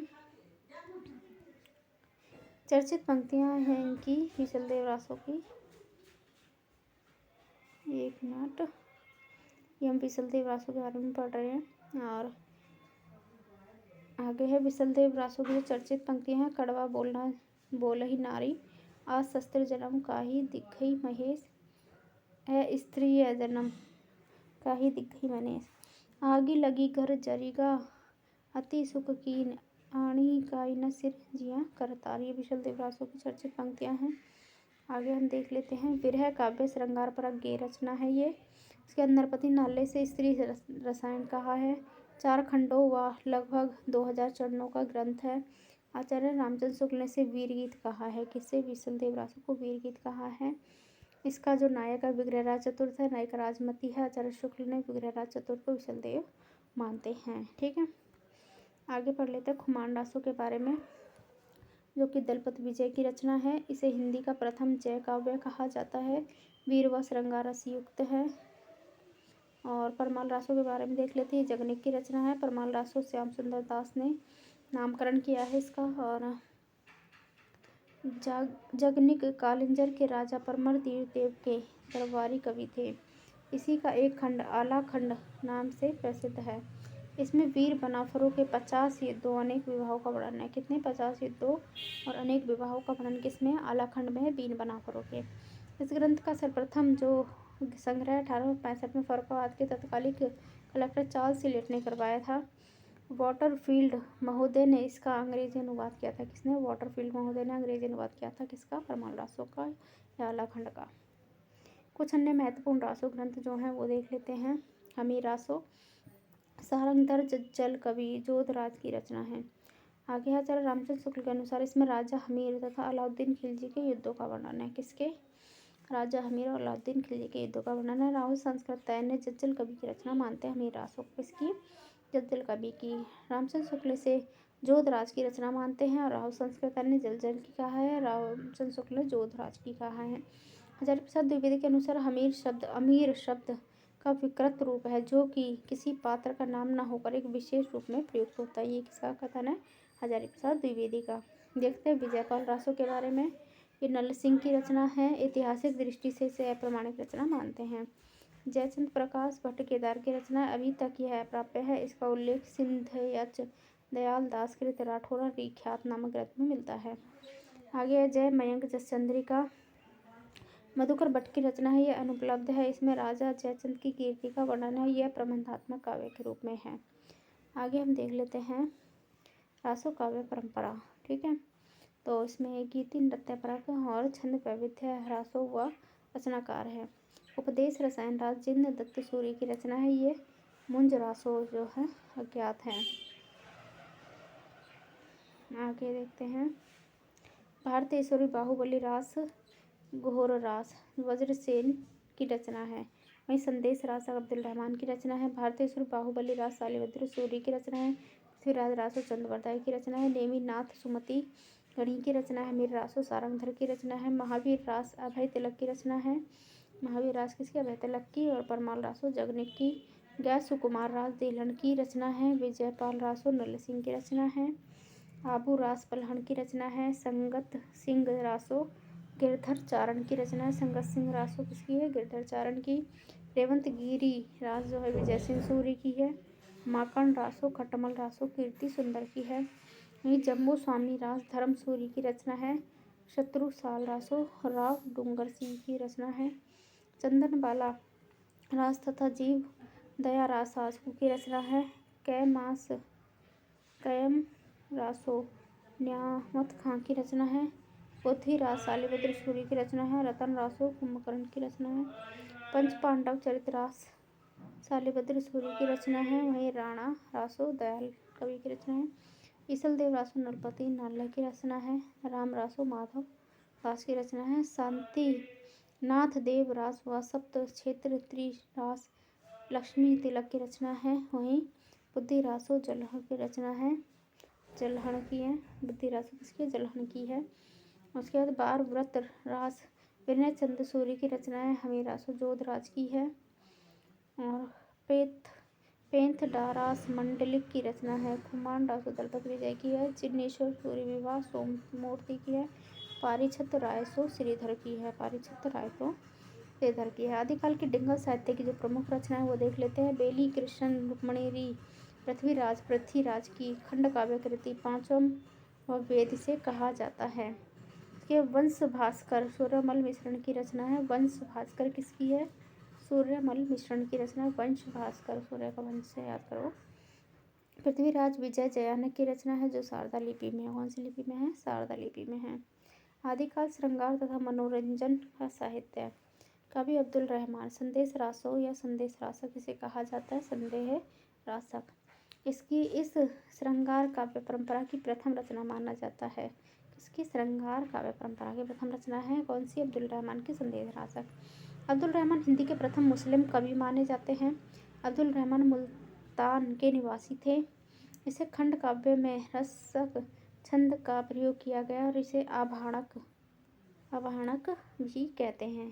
कवि विद्यापति के बारे में देख लेते हैं। ये संस्कृत रचना है। शैव सर्वस्वार भू परिक्रमा गंगा वाक्यावली लिखनावली पुरुष परीक्षा विभान सार गया पतलक राज दुर्गा भक्ति तरंगणी दान वाक्यावली इत्यादि। संस्कृत प्राकृत तथा मैथिली तीनों भाषाओं में गोरक्ष विजय अभट्ट में कीर्ति लता और कीर्ति पताका। मैथिली में पदावली विद्यापति की पदावली। कीर्ति पताका में राजा शिव सिंह की वीरता का वर्णन है। ठीक है, किसकी? शिव सिंह की। और कीर्ति लता में जौनपुर के रोचक वर्णन तथा पद्धतियाँ छंद का पद्य शैली में रचित हैं। इसमें भ्रंग भ्रंगी संवाद के रूप में कीर्ति लता को क्या कहा गया? कहानी कहा गया है। आगे है आश्रय। तिरहुत के राजा शिव सिंह व कीर्ति सिंह के दरबारी थे। उपनाम उपाधि मैथिली कोकिल अभिनव जयदेव कवि शेखर कवि कंठाहार राजा पंडित कवि रंजन कुंज कवि खेलन कवि अपरूप का कवि। ठीक है।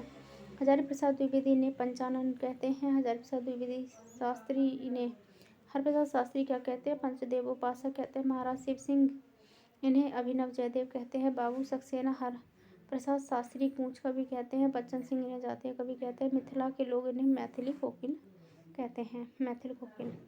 आचार्य रामचंद्र शुक्ल ने इन्हें फुटकल कवियों में रखा है। इन्हें पद शैली के प्रवर्तक आदि गीतकार तथा कृष्ण गीति परंपरा का प्रवर्तक मानते हैं। रामचंद्र शुक्ल डॉक्टर रामकुमार वर्मा हरिप्रसाद शास्त्री राम वृक्ष बेनीपुरी ने श्रृंगारिक कवि मानते हैं। ठीक है। कौन कौन? रामकुमार वर्मा हरिप्रसाद शास्त्री राम वृक्ष बेनीपुरी। ठीक है। राम हर क्या मानते हैं? हजारी प्रसाद वो श्रृंगारिक कवि मानते हैं। और हजारी प्रसाद द्विवेदी ने भक्त कवि मानते हैं। हजारी प्रसाद और श्याम सुंदर दास क्या मानते हैं? भक्त कवि। जॉर्ज गिरसन जनार्दन मिश्र तथा नगेंद्र रहस्यवादी कवि मानते हैं। आगे है, अजरप्रसाद द्विवेदी ने श्रृंगार रस का वाक सिद्ध कवि कहा है। किसने कहा है श्रृंगार रस का वाक सिद्ध वाक कवि? अजरप्रसाद द्विवेदी ने। सूर्यकांत त्रिपाठी निराला के अनुसार विद्यापति पदावली जो श्रृंगारिक मादकता के कारण नागिन की लहर, किसने कहा है? तो निराला ने कहा है। आगे देख लेते हैं। विद्यापति के एक पद से पता चलता है कि इनका जन्म 1350 से 1402 ईस्वी के बीच हुआ था। नगेंद्रनाथ गुप्त ने लक्ष्मण संवत 293 के आधार पर विद्यापति का जन्म 1360 ईस्वी मानते हैं, जिसका समर्थन जॉर्ज ग्रियर्सन तथा उमेश मिश्र करते हैं। श्री ब्रजानंद सहाय, ब्रज वल्लभ, राम वृक्ष बेनीपुरी, सुभद्रा झा इत्यादि ने विद्यापति की जन्म तिथि 1350 मानी है। बच्चन सिंह विद्यापति का जन्म 1360 मानते हैं। इनके अनुसार विद्यापति का जन्म मिथिला के विस्पी गांव में हुआ था। विद्यापति के संदर्भ में विद्वानों के कथन है। आचार्य रामचंद्र शुक्ल के कथन है। विद्यापति के पद अधिकतर श्रृंगार के ही हैं, जिनमें नायिका और नायक राधा कृष्ण हैं। इन पदों की रचना जयदेव के अनुकरण पर शायद की गई है। किसके अनुकरण पर मानी है? जयदेव के अनुकरण पर। विद्यापति शैव थे। उनके पदों के श्रृंगार काव्य की दृष्टि से हैं, भक्त के रूप में नहीं। विद्यापति को कृष्ण भक्त की परंपरा में न समझना चाहिए। ठीक है, ने कहा है, शुक्ल ने कहा है, क्योंकि उन्होंने श्रृंगारिक माना। आगे है इनका कथन, आध्यात्मिक रंग के चश्मे आजकल बहुत सस्ते हो गए हैं, जिन्हें चढ़ाकर कुछ लोगों ने गीत गोविंद के पदों को आध्यात्मिक संकेत बताया है। वैसे ही विद्यापति के इन पदों को भी, सूर कृष्ण भक्तों के श्रृंगार पदों को भी ऐसे लोग आध्यात्मिक व्याख्या चाहते हैं। आगे अयोध्या सिंह उपाध्याय हरिऔध के अनुसार गीत गोविंद के रचनाकार जयदेव की मधुर पदावली पढ़कर जैसे अनुभव होता है, वैसे ही विद्यापति की पदावली पढ़कर अपनी कोकिल कंठता के कारण ही उन्हें मैथिली कोकिल कहा जाता है। रामकुमार वर्मा के अनुसार विद्यापति का संसार ही दूसरा है। वह सदैव कोकिलाएं ही कुंजन करती हैं। विद्यापति के बाह्य संसार में भागवत भजन कहाँ, इसे वह संधि में ईश्वर संधि कहाँ, सद्य स्नाता में ईश्वर से नाता कहाँ, अभिसार में भक्ति का सार कहाँ। इनकी कविता विलास की सामग्री, उपासना की साधना नहीं। ये किसने कहा है? रामकुमार वर्मा ने कहा है। गुलाब राय ने अपने ग्रंथ में लिखा है, हिंदी साहित्य सुबोध इतिहास में विद्यापति भक्ति भावना थी, किंतु उन पर श्रृंगारिक भावना ने विजय पा ली थी। उनके पदों को सुनकर चैतन्य महाप्रभु भक्ति के आवेश में लोटपोट हो जाते थे। आगे विद्यापति ने कृष्ण को माधव और हरि कहा, इसलिए श्रृंगारिक होते हुए भी भारतीय परंपरा में कृष्ण की ईश्वरीय भावना से बंधे हुए थे, किंतु हृदय की श्रृंगार भावना ने उनको दबा दिया। बच्चन सिंह के अनुसार मैथिली की मिठास, लोक धुनों का समावेश, तन्मयीभूत करने की अपनी क्षमता के कारण पदावली आज भी लोकप्रिय है, कल भी रहेगी। बच्चन सिंह ने कहा है। विद्यापति की कविता का स्थापत्य श्रृंगारिक है। उस आध्यात्मिक कहना खुजराहो के मंदिरों के आध्यात्मिक कहना लगता है। विद्यापति का प्रेम, थर्ड पॉइंट है, रोमांटिकों की तरह दैवीय है और ना भक्त की तरह दिव्य। वे अपरूप के कवि हैं। बच्चन सिंह के कथन है ये सभी। इन्हें संदेह नहीं कि पदावली सामंती विलास को प्रज्वलित करने की वाली रचना है। विद्यापति की जो चर्चित पंक्तियां हैं वो देख लेते हैं। देसिल बहन सब जन मिठा, पुरुष कहानी हो कहो, जसु पंथो पुन्ना, जाई सुरसा हो साई मम भाषा, यानी है बार चंद बिज्जुई भाषा, हिंदू बोले दोहरा निकारा, सक्कई वाणी तू बहु न बहवई, जाति अजाति विवाह अधम उत्तम का पारक। ठीक है, किसी रचना से? कीर्ति लता से हैं। आगे देख लेते हैं हम विद्यापति की अन्य जो काव्य पंक्तियां हैं वो देखते हैं। खने खने नयन कौन अनुराई, सुधा मुख के बिहि निर्मल बाला। इसके बाद सरस बसंत समय भल पावली, दक्षिण पवन बह धीरे, लोचन तुआ कमल नहीं भय सके, कली कहल पिया सांझी रे, सक्कई वाणी बहुवन अभावई, सुधा मुख के बिहि निर्मल बाला, बड़ कौशल तुवे राधे, वह मधुक मातल उड़ा रे ना पराग, निरंजन उरज हे रही कतबेरी, हसी हसी बहु आलिंगन देल, कालिक अवधि करिल पिया गेल, कनक कंदली पर सिंह समराल, ता पर मेरु समाने, पोखरी राज रजोखरी अरु सब पोखरा। आगे हैं अमीर खुसरो के बारे में हम देख लेते हैं। आवाज़ ए खुसरवी आशिक नूह सिपर खालिक पारी किस्सा चार दरवेश हालात कन्हैया नजराना ए हिंद, ये इनकी रचनाएं हैं। खालिक बारी कोश ग्रंथ जो है फारसी, अरबी तथा हिंदी के शब्द है। हालात कन्हैया भक्ति परक रचना है। उपाधि व उपनाम है इनके तुर्क ए अल्लाह, तोता ए हिंद। पूरा नाम अब्दुल हसन यमीनुद्दीन खुसरो है। खड़ी बोली कविता प्रतिष्ठापित करने वाले कवि हैं। खड़ी बोली हिंदी के प्रथम कवि, साथ ही हिंदू मुस्लिम संस्कृति का समन्वय कवि हैं।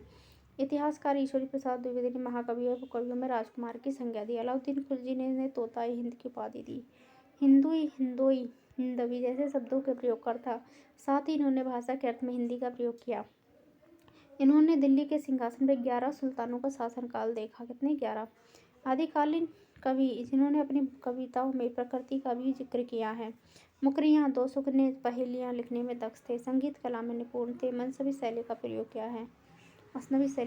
किया है। आगे है रामकुमार वर्मा ने अवधी का प्रथम कवि कहा है खुसरो का जन्म 1253 में उत्तर प्रदेश के एटा जनपद अब कासगंज के पटियाली कस्बे में हुआ था। ये निजामुद्दीन औलिया के शिष्य माने गए हैं।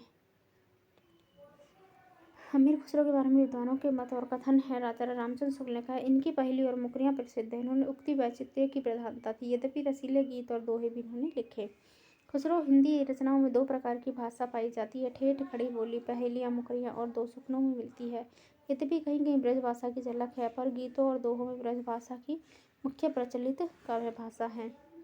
आगे देखते हैं, कबीर की अपेक्षा खुसरो का ध्यान बोलचाल की भाषा की ओर अधिक था। उसी प्रकार जैसे अंग्रेजी का ध्यान बोलचाल की भाषा की ओर अधिक रहता है।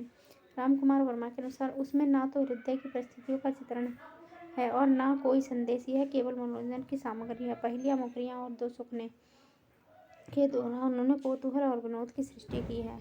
आगे है चारणकालीन रक्त रंजित इतिहास में पश्चिम के चरणों की डिंगल कविता उद्गित स्वरों में गूंजती रही और इनकी प्रतिध्वनि और भी उग्र हुई। उसी काल में खुसरो के विनोदपूर्ण एकादि प्रकृति हिंदी साहित्य की महान निधि है। अमीर खुसरो की महत्वपूर्ण काव्य पंक्ति हैं। बाला था जब सौ को भाया, बड़ा हुआ तो उसे काम ना आया, गोरी सोबे सेज पर मुखपट डारे के। इसने निजामुद्दीन औलिया के बारे में लिखी है। चूमन तूतिए हिंदम अर रास्ता पुरसी, मुल्क हिंद कर भी खरावती नाज। आगे सजन सकारे जाएंगे, नैन मरेंगे रोए, ये बच्चन सिंह इसे खुसरो की पंक्ति नहीं मानते हैं। जे हाल मिसकी मुकुंद तगाफुल दुराए, नैन बनाए बतियाँ, चकवा चकवी दो जाने इन मत मारो कोई, मोरा जबोना नवेला भयो है गुलाल। इम्पॉर्टेंट है। उच्चल बरन अधीन तन एक चित्त दो ध्यान, चाम मास बाके नहीं नेक, हाड़ मास में बाके छेदे तरफ पिंजरा। बड़ी कठिन है डागर पनघट की, काहे को ब्याहे परदेस सुन बाबुल मोरे, मैंने एक बूंद चखी और पिया, पायो की घटिया में खायो खोया। आदिकालीन गद्य साहित्य की जो रचनाएं हैं वो कवियों ने देख लेते हैं। राहुल वेल रोड़ा कविकृत है, प्रेम पर आधारित है, हिंदी में नक्शी परंपरा की प्रथम रचना है, शीलांकित रचना है जो चंपू काव्य है, गद्य पद्य मिश्रित है। इसका एक अन्य नाम राजकुल विलास भी है। क्या है? राजकुल विलास। रामचंद्र तिवारी के अनुसार इनका गद्य लोक भाषा मिश्रित है। इसकी भाषा मूलतः कौन सी है? मध्य देशीय अपभ्रंश है। उक्ति व्यक्ति प्रकरण ये दामोदर शर्माकृत व्याकरण ग्रंथ है। दामोदर शर्मा इसे अपभ्रंश भाषा की कृति मानते हैं, जबकि सुनीति कुमार चटर्जी इसकी भाषा को प्राचीन कौशल अवधि मानते हैं। दामोदर शर्मा महाराज गोविंद चंद्र के सभा पंडित थे। इसे आप रिपीट करके भी देख सकते हो पूरी वीडियो को। वर्ण रत्नाकर ज्योतिषर ठाकुर कृत विश्वकोशात्मक रचना है। इसे मैथिली का विश्वकोश कहा जाता है। यह मैथिली हिंदी गद्य रचना है। इसमें 8 कल्लोल है। आगे पढ़ते हैं। कुवलय माला कथा द्योतन सूर्य की रचना है। रचना 9वीं सदी अवधि है। हजारी प्रसाद द्विवेदी के अनुसार 9वीं सदी की कुवलय माला कथा में कुछ ऐसे प्रसंग हैं जिनमें बोलचाल की तत्कालीन प्रचलित भाषा के सुंदर नमूने आ गए हैं। ढोला मारूरा दूहा, इसका मूल कवि जो है कल्लोल है। 17वीं शताब्दी में माना जाता है। कुशल राय ने इसकी कुछ चौपाइयों को जोड़कर विस्तार किया। मूलतः ये दोहा छंद में है। यह प्रेम परक रचना है। आचार्य हजारी प्रसाद द्विवेदी ने ढोला मारूरा दोहा के दोहों को हेमचंद तथा बिहारी के दोहों के बीच की कड़ी मारा है। किसके? ढोला मारूरा दोहा के जो दोहे हैं उसको किसने? हजारी प्रसाद द्विवेदी ने ढोला मारो दोहा और बिहारी के दोहों के बीच की कड़ी माना है। इसमें ढोला व मारवाड़ी की प्रेम कथा है। सूर्यमल पारिक, श्री राम सिंह और नरोत्तम स्वामी ने इसका संपादन किया है। प्राकृत पैंगलम यह संग्रह ग्रंथ है। इसमें बब्बर, विद्याधर और जज्जल के सारंगधर की रचनाओं को संग्रहित किया गया है। इसकी भाषा पुरानी ब्रज भाषा एवं खड़ी बोली राजस्थानी अवधी तथा मैथिली का मिश्रण है। वंशीधर ने प्राकृत पैंगलम पर टीका लिखी है। किसने? वंशीधर ने। वसंत विलास जैनेतर फागु काव्य रचनाकार इसका अज्ञात है। आदिकाल से संबंधित परीक्षोपयोगी तथ्य हैं, वो देख लेते हैं। ग्रंथ राज गणक गोपीनाथ रोकहियो, ये गोपीनाथ है। इसके रचनाकार ढोला मारवाड़ी चौपाई हर राज की ढोला मारवाड़ी चौपाई। माधव नल प्रबंध दोग्धबद्ध गणपति कवि की है। अपसह संबोह कव रैधु की है। जीर्ण दत्त चर्यु अंग वैरणय पहिये लाखू की है। पाषाण हस ऋचु सुकुमाल चर्यु इसके श्रीधर की है। भविष्यत चर्यु श्रीधर की है। चरचरी जिन्न दत्त सूरी की है। और आगे है सूरी रेवंत गिरिरास विजय सेन की है। सुलोचना चर्यु देवसेन गणी की है। पाषाणः चर्यु पदम कीर्ति की है। काल स्वरूप कुलक जिन्न दत्त सूरी की है। करकंड चर्यु कनकामन मुनि की है। पाषाण चर्यु कवि आसवाल की है। चंद कुंवर रिबात प्रताप सिंह की है। राजा रिसाल रिबात चारण कवि की है। बैताल पचीसी शिवदास की है। त्रिया विनोद मुरली की है। आगे देखते हैं।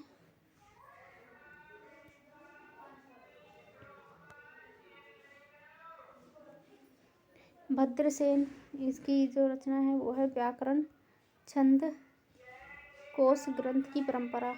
साधारण कवि की है। हिंदी के शब्द भंडार में वृद्धि छीहल की है। गीति काव्य परंपरा अरे ये है। सामाजिक समरसता का भाव व गुरु की महत्ता। दामोदर की रहस्यवाद का बीजारोपण गुरुदास मुकबिल की है। वीर रसात्मक रचनाओं की परंपरा और भक्ति परंपरा कवि आलम की हुई भक्ति परंपरा। एक मिनट इसको हम शॉर्ट कर लेते हैं। ये इस साइड का है, ये आगे की रचनाएं हैं, ठीक है। इधर है ये रचनाएं, वही तो मैं बोल रही थी। अब देख लेते हैं एक बार हम इनकी रचनाओं को। चंदन मालिया की भद्रसेन, मैना सत की साधन कवि, पंच सहेली राधुआ की छीहल, हीर रांझा दामोदर, हीर रांझा गुरुदास व मुकबिल, माधव नल कामकंदला कवि आलम की नरसा के पुत्र, बोधा ने विरह वारिस शीर्षक से लिखा है। आगे देखते हैं। आदिकाल की प्रसिद्ध काव्य पंक्तियाँ जो हैं चंद्रप्रताय की, सठ भाषा पुराण चकुराण कथित माया, ना को हार ना को जीत रहिए न रहिए सुरबार, भई जू आनी आवाज आए सहा दीन सूर, नगर निकट अब जानी जाए बार बिंद उभय पंथ दिल्ली सुपति, अनु कला शशि बान कला 1600 बनी इम्पोर्टेंट है। पुस्तक जलहन हत दे चली जन्मकाज ये इम्पोर्टेंट है। सारंगधर की चलिया वीर हमीर पहु भर मेहिण कंपई, अब्दुल रहमान की 25 ऐसी पहुए उब्बस सिद्धो मुच्छ देसो थो, नरपति नाले की अस्त्रीय जन्म काहि दिहु महेश, स्त्रीय जन्म काहि दिहु महेश, आजणी कही न सिर जिया करतार, आगी लगी घरे जरी का अति सुख तीन, तिखा तुरिया न मंडिया गोरी गले न लग्गू, बहरे सो बहुतरा माझारी। परिभाषिक शब्द हम देख लेते हैं कुछ। कौल मार्ग का शब्द का अर्थ होता है नाथपंथ में चर्चा। इस मार्ग के द्वारा नाथपंथी शरीर में सुप्त शक्ति अथवा कुंडलिनी शक्ति जागृत करते हैं। कड़वक सामान्यतः अपभ्रंश काव्यों में प्रयुक्त शब्द। वस्तुतः अपभ्रंश काव्यों में सर्ग समय के स्थान पर संधि का प्रयोग होता था। इसमें अनेक कड़वक होते थे। कड़वक में 8 यमकों तथा यमकों के 2 पदों का होता है। चौपाई के बाद दोहे के विराम को ही कड़वक कहते हैं। धत्ता यह दोहे से 6 मात्राओं का छंद है। इसके प्रथम चरण में 10, 8 पर 13 पर यति होती है। सामान्यतः इसके प्रयोग में छेदन का अर्थ होता है। चरचरी बसंत में सामूहिक रूप से गाए जाने वाला गीत है। चरचरी का बसंत में। पाहुड़ दोहा गूढ़ विषयों पर आधारित श्रुत ज्ञान का संकलन शाब्दिक अर्थ उपहार होता है, ठीक है। आदिकाल की देन क्या है, तो चरित्र काव्य लेखन जैन कवियों की देन है। दोहा चौपाई शैली। उसके आगे है व्याकरण, छंद, शास्त्र, कोश, ग्रंथ, परंपरा, हिंदी के शब्द भंडार और वृद्धि, गीति काव्य की परंपरा, सामाजिक समरसता का भाव, गुरु की महत्ता, रहस्यवाद का बीजारोपण, वीरसात्मक रचनाओं की परंपरा, भक्ति परंपरा और श्रृंगारिक तक की परंपरा, हिंदू मुस्लिम एकता का संदेश, चंपू काव्य परंपरा, महाकाव्य, खंड काव्य, गद्य कृतियों की परंपरा, सूफी काव्यों का बीजारोपण। अन्य महत्वपूर्ण तथ्य जो है वो देख लेते हैं। तो रामकुमार वर्मा के अनुसार जैन धर्म के तीर्थंकर थे। नाम ऋषभ देव, प्रतीक धन का वृषभ, जन्मस्थान अयोध्या, अजीतनाथ हस्ती हाथी अयोध्या, संभवनाथ अशु श्रावस्ती, अभिनंदननाथ वानर अयोध्या, सुमतिनाथ क्रौच अयोध्या, पद्म पद्य प्रभा कोकनाथ कौशाम्बी, सुपरवशनाथ स्वास्तिक काशी, चंद्रप्रभा चंद्रकला चंद्रपुरी, पुष्प दंत मकर कांकणी, शीतलनाथ श्रीवास्तव पद्रिकापुरी श्रेय। ये वैसे इम्पोर्टेंट तो नहीं है, पर उसके 24वें तीर्थंकर जो थे महावीर, उसको याद रखना, उनका है सिंह और कुंदनपुरा। ठीक है, बाकी आदिकाल हमारा समाप्त हो गया है। आदिकाल के हमने सभी संपूर्ण आदिकाल का अध्ययन हमने कर लिया है। हाँ, समाप्त हो गया। इसके बाद आप बताएं कि मैं दृष्टि वाली जो बुक है हिंदी साहित्य का इतिहास संपूर्ण, उसकी ऑडियो बुक के रूप में लेकर आना चाहती हूँ, तो उस बुक को मैं लेकर आऊँ ऑडियो के रूप में, रीडिंग करके आप उसे आसानी से सुन पाएंगे और उसका अध्ययन कर पाएंगे। तो आज के लिए इतना ही, धन्यवाद। और उसके लिए आप कमेंट बॉक्स में बताएं, अगर आप चाहते हो कि दृष्टि की बुक ऑडियो बुक में लेके आऊँ तो आप बता सकते हो। और ऐसे ही और वीडियोस पाने के लिए चैनल को लाइक शेयर सब्सक्राइब करके बेल आइकन प्रेस ज़रूर करें, ताकि आने वाले सभी वीडियोस और PhD related, assistant professor related जो भी नोटिफिकेशन आते हैं टीजीटी पीटी से रिलेटेड, वो आपको मिल सकें। धन्यवाद।